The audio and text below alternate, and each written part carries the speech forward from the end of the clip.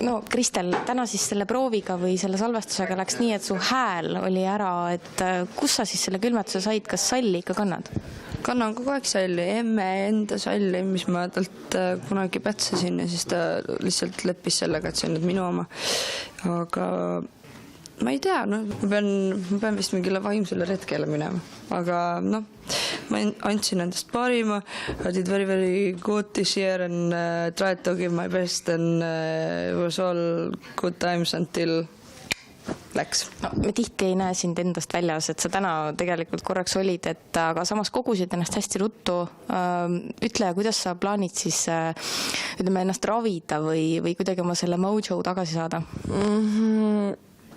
Mu mojo on mu inimesed ja juba Krimmi tuppa minnes oli Kaia Triisa oli selline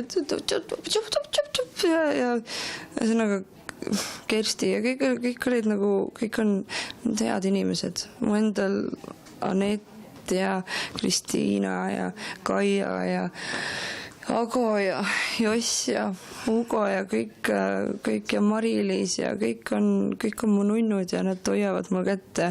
Ma ei saa tegelikult päriselt oma mojot kuskil ära kaotada, sest nad ei lase. Ja ma kardan, et see tuleb kähku tagasi, sest tuleb bounce'ida tagasi, tuleb õppida ja edasi minna. No, printsess, terve maja ootab nüüd sinu järele, ma sind rohkem ei piina, ma soovin lihtsalt head paranemist. Aitäh sulle.